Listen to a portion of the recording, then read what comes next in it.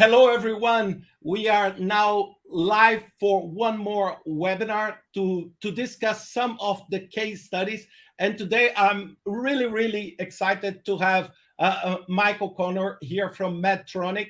And he generously accepted our invitation. I know he's on the run right now. So he decided to really stop and make and share some insights about his piece on the book. So I want to start, Michael, very briefly asking you to explain to us what is the line of business and some information about Medtronics, about yourself and your journey around project management. Sure. Thank you, Richard. So, yeah, Medtronic. Ricardo. Ricardo, No, sorry. Ricardo, no sorry. problem at all. Sorry, my apologies. So, yeah, Medtronic is the world's largest medical device manufacturer. And so I've worked in pacemakers, defibrillators. I'm currently working in robotics, surgical robotics for spine. And we do everything from head to toe. And we're global in about 162 countries. And I've been with Medtronic for about 20 years. I'm the Senior Research Program Director for Program Management for Spine Robotics out of Israel. Okay, fantastic. Oh, back to you now. Yeah, that's great. So, Michael, it's interesting. So Ricardo mentioned to everyone how you're taking this. Now you ended up taking it on the road, which is a classic part of the project manager kind of a juggling. And I know I've known you over the years, and I've known your journey and impact on project and program management. And I know that you really focus on also the innovation component, both in the write-up and what you've done with Medtronic over the years. Can you tell us a little bit about this whole, I think you called it, if I look at my notes here, project management rigor for innovation, right? And also you almost cascaded down into the community as well. Just a couple of remarks, how that's helped you, especially from a strategic standpoint. Sure. And Ricardo, my apologies again. I'm trying to see with my Please glasses. don't worry about it. So yeah, the Project Management Rigor for Innovation was born in 2016. That was born out of a trip to Shanghai, China, and myself complaining in the Seattle airport. And that's basically a need for more project management education, training, a sounding board, really for that technical community that's the innovators at Medtronic. And so we started that with a small group in the United States. We expanded it to China, India, Europe, and it's been very global over the last, I think it's 7 years. And we actually just had our first project management day at Medtronic last week, where we had Governor of Minnesota proclaim Project Management here, and we had a couple speakers from PMI and Green Project Management. So it's a grassroots effort. So there's no people or money, which makes it very difficult. But it's focused really around innovation, and that's what Medtronic's all about. So we're really focused on our technical community, and I'm lucky to partner up with an area called the Knowledge Center, that when we send something out, it goes to about 50,000 people over 100,000 employees. So it's really exciting, but it's I'd love to grow it more, but at least it's been growing a little by little every year, and it's really around that technical community, innovation, and project management, how to create more success and methodology for those technical people. Fantastic. And I know you're on the road, so the sound is cutting off a little bit, so make sure you don't move your phone too much. Let's see. This is very much project management, as you said. But Michael, I have a question for you. When you said about innovation, you talk about global cultures in your article in the book. Can you elaborate on accommodating different ways of working while maintaining the support of the executives for strategic values of projects and programs? How do you match this global culture and you frame this better? Yeah, good question. I think the culture piece is, it depends, right? I mean, in India, they're coming up to more of speed around this technical project management and innovation and how to do things and get things done. I think our framework has been laid out to help people in the different cultures and different parts of the world to get a sounding board and to also get the resources needed to get their ideas in front of leaders and get their ideas into patients. And that sounds really easy, but as you both know, project management in that technical community or that innovation area is really difficult, and there's not a lot written. That's why the book is really good. There's not a lot of information, and just even recently I turned some people onto this book and they really like it because it is such an area of need. And so I can tell you, like in India and China, they're always looking for ways to figure out how to do more innovation and how to manage that, as a project. Even in Israel, where I'm working right now, I've been trying to help them and mentor and coach them and get them turned on to ways so that they can take their ideas and get it to patients and make it successful. So, but it does depend on the cultures. It's, Israel's different than Europe's, different than India, different than China.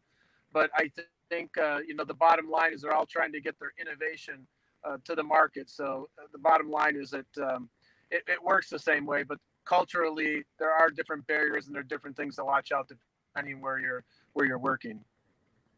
Very nice. Yeah. And go ahead, Ricardo. Yeah. No, you can go out. No worries. No problem. It sounds like when we talk is when we get that echo from Mike for some reason. But Michael, I was going to say, I know you won also an innovation award in Dubai Innovation. One of those big innovation awards. How much did you see? The challenge you positioned in that innovation award, has that been one of the key challenges that you face over the years? Can you tell us a little bit about how you learn from challenges as a leader in the project field? Yeah, no, good question. That award was around innovation in the European medical device regulation, creating the enterprise PMO. And I think it's the same kind of thing that was bringing groups across Medtronic globally together to one common cause. So I think, again, it's just what I talked about, the innovation piece. It's bringing those, methodologies, templates, process of doing things. And probably bigger than that is a person to connect with and a person to help them and coach them and get them to the right leaders. That's probably a big piece. Our company, like I said, is about 100,000 people. That's a large corporation. And I know you work in those type of corporations or have worked in those corporations. And a lot of it's just having someone that can navigate and help the person get in there. But then once you're in there, how do you sell your message and how do you get your project set up, especially in that, as I'll call, fuzzy front end? Innovation is not easy. It's hard. And the other thing I see from a culture standpoint from Medtronic really quick is a lot of the long-term mavericks, we're talking 30, 40, 45 years, they've retired. How do the new people become mavericks and innovators and then be able to use that project management to get their project successful and organized? That's a great message for the next generation. Ricardo, go for it. Absolutely. And one point that you mentioned about the size of Medtronic, you explained it a little bit on your article about the Program Management Leader Community, or PMLC, and how it supported the project management practice. Can you share with us how was it? Yeah, the PMLC, the Program Management Leadership Community, is mainly focused around operations and supply. Actually, I have a meeting here in a week to see about combining PMLC and PMRI to, wait for it, PPPM, Project Program Portfolio Management. But the PMLC has been a great dovetail into the work that we're doing. They're mainly focusing, though, in supply and operations. And really, they're doing the same work, even though it's called program leadership versus program management. We see a lot of similarities, and we think we can combine forces and make a stronger project community within Medtronic. Very cool. In your opinion, do you have the full support, and you're starting to see the executives really get the true strategic value of program and project management, Michael? Actually, yes, it's kind of interesting. I've seen more people promoted recently to VP of PMO and VP of other project-related jobs. So I would say yes, they're seeing the need for it and how they can set them up for success. It's slow, but it's moving in the right direction. But I've just seen 2 people promoted recently to VP, so I think that's a testament to Medtronic, and they set up the program management as a third career ladder back in 2008, and now it's 2022, and finally starting to see that go in a really good direction. That's excellent. That's excellent. Fantastic. Yeah. I was wondering, so when we look at the pillars in the book, the 10 pillars, you contributed right at the beginning to the strategic pillar of the book.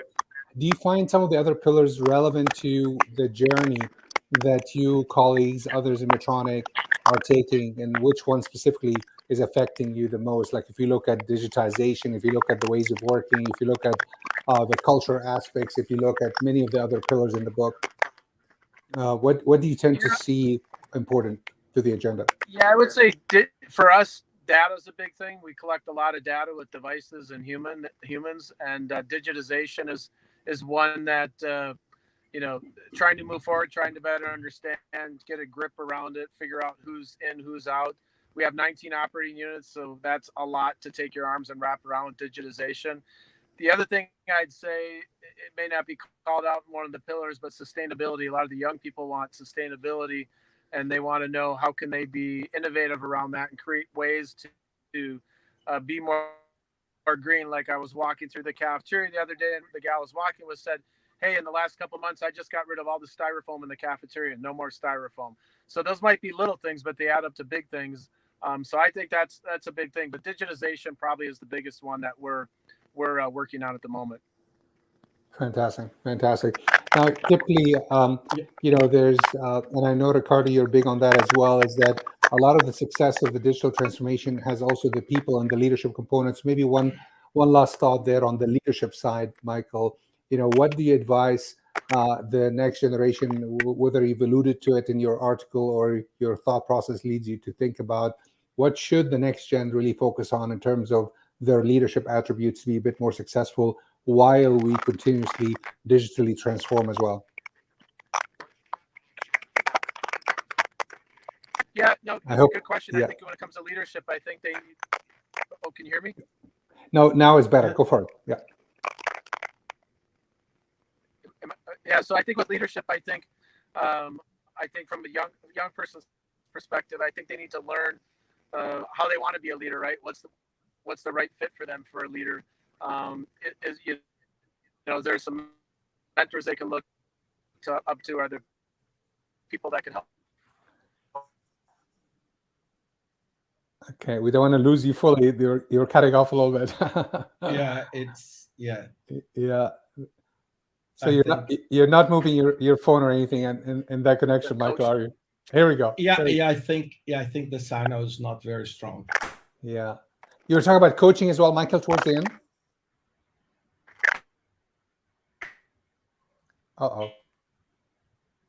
Yeah. So, by the way, has there been questions, Ricardo, for Michael? Yeah. No, just people introducing, people from Brazil, people saying good day. So a lot of messages, just as a hello from them. So we are in a just waiting, Michael, to stabilize. But one important thing that I want just to highlight to the public here is that when he said about we take data from different people and this, they serve 70 million people.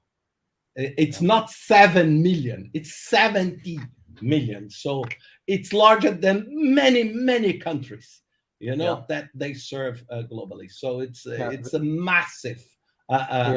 So when you collect this data, imagine the complexity and everything. Michael, are you back? I see you moving, so I don't know if you're already back.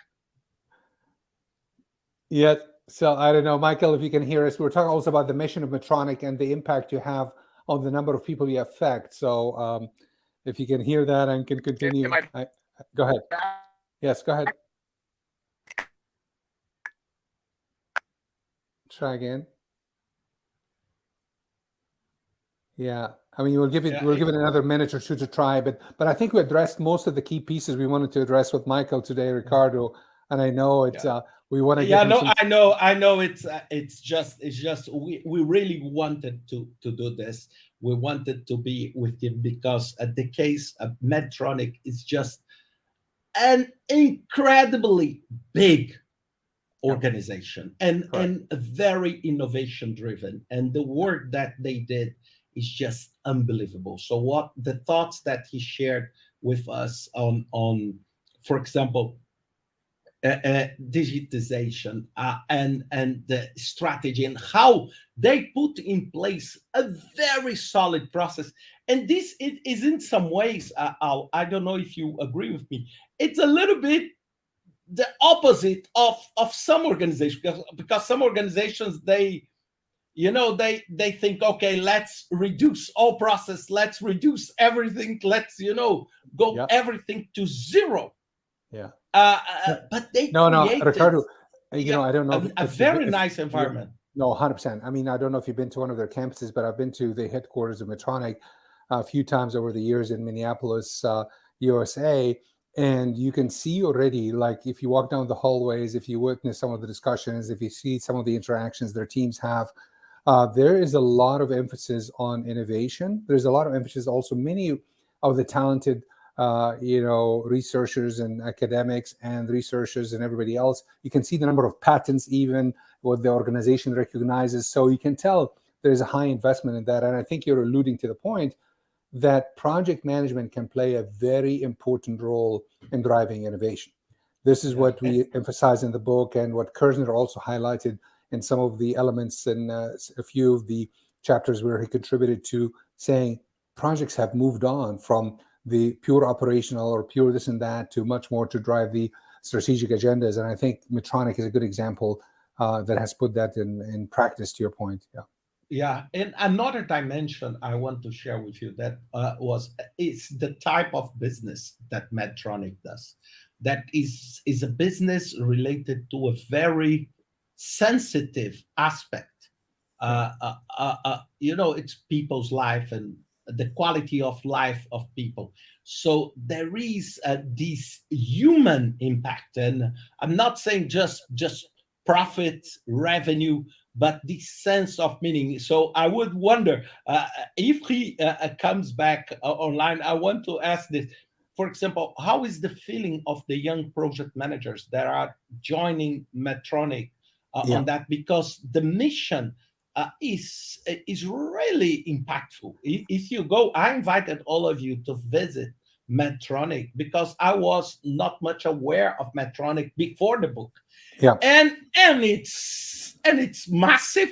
Yeah, and no, it's impactful. So no, 100%. So one thing Michael shared with me, Ricardo, and I did not attend those, but they have usually annually town halls in the company, and that's where the opportunity for the CEO and the leadership at the end of the year, typically towards the Christmas time in the USA, for example, and they would have the groups or the town hall pretty open to everyone who really can attend and so forth, and they would have actually patients invited, right, to talk about the impact of Medtronic and its devices and its innovations and so forth in affecting their life and making a difference in their family or whoever was touched by some of the latest and greatest innovations, whether depends on cardiology or other areas that Medtronic is able to support.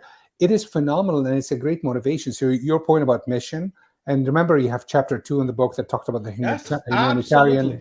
And we had Juliana with us, and she talked about some of the great efforts that Ambev has done, and the whole, tilting or shifting of the model and hospital component and so forth.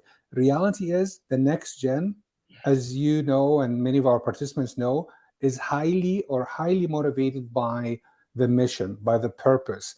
And that's what really makes project management truly, in my opinion, grow tremendously, is when there's that direct linkage that Medtronic and others have managed to achieve. So it's unfortunate that we didn't have Michael able to rejoin. Just for those who are joining now, Michael was with us, but his time is extremely limited. So he donated his time on the move. So he was in a car, so he parked. But for some reason, after something like 10 or 12 minutes, we lost him. The quality of the call, we lost him. So, but we really wanted to discuss more, because this is an excellent example. So just to wrap up here, the main, I think, takeaways for me, Al, on the case of Medtronic, it's innovation, using project management. Sorry, you use the usage of project management to innovation 100%. first. And they won the awards, and they are extremely, I would say, they are at the front of innovation. The second is the impact on people's life, and how the concept that we discuss in probably all of our conversations here about this sense of mission driven, that the sense of the mission, the sense of doing something that is nice, is relevant, is meaningful, that I noticed. And the third one that is surprises that they created a nice process for that. They created, it was not something like, oh, we just join the people and people are motivated and they just do. They created the program management leader community. They created the project management rigor for innovation, or PMRI, that are I would say, in this concept that we are using today in project management, that people think that we don't need to do anything. They're doing quite differently. They have a quite structured approach to do that.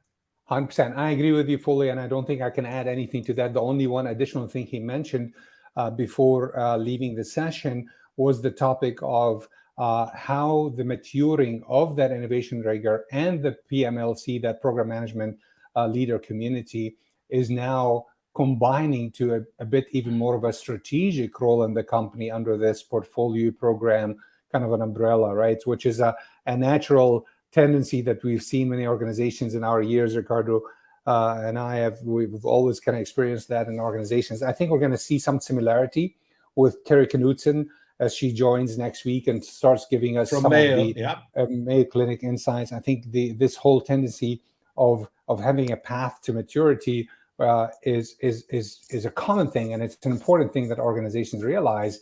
You don't need to boil the ocean. You don't need to really completely change or transform immediately. It's find those meaningful steps and create that ripple effect, if you may, right? And I think, having watched Medtronic and Michael over the years, they've been very good at creating those ripple effects, something to admire and maybe replicate. So it was great to interact with him at least a little bit. I think it's fantastic. Look, we'll try to get him another time to share with you. But also, both Al and I, we are now working as project managers, right? Thanks God, we know some of the answers, so we were able to share with you at least some of the thoughts.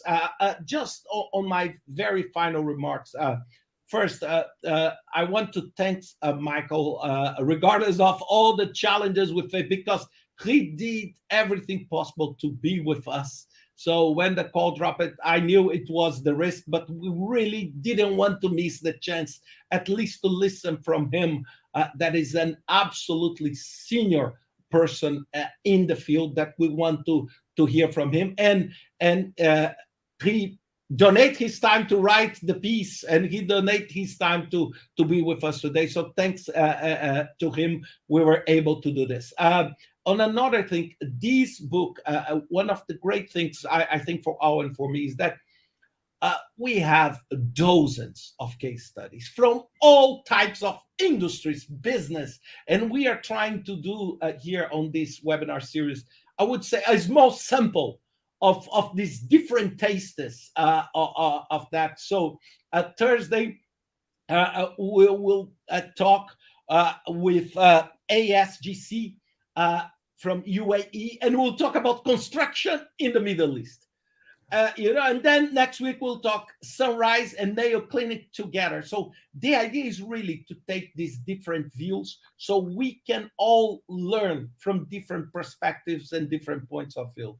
So I'll thank you very much, my friend, for your time. I just want to remember everybody that for those who are following the series, Willie, Al is responsible for that because he was the man that got this, so he convinced a while to give this 20% off, because many people think that we are the owners of the book. No, we are just the authors, okay? And so all these parties handled by Willie, but Al convince them. So if you want to get the book, there is a 20% off at the checkout. So no matter where you live, you will be benefiting from this discount.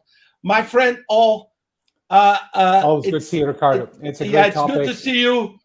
If you want to see this, all the other webinars, and also register to receive the reminders, go to this website, rvar.varg.as, NextGen, and you can watch them on YouTube, on Facebook, on LinkedIn, so you can recap. We want to keep all of them as some sort of database of information for you to get these insights. My friend, wonderful to see you. Okay? Always a pleasure. You Thanks look everyone sharp. for attending. Okay. Thank you. Take care, my friend. Bye-bye. See you. Bye-bye, all of you. Thank you.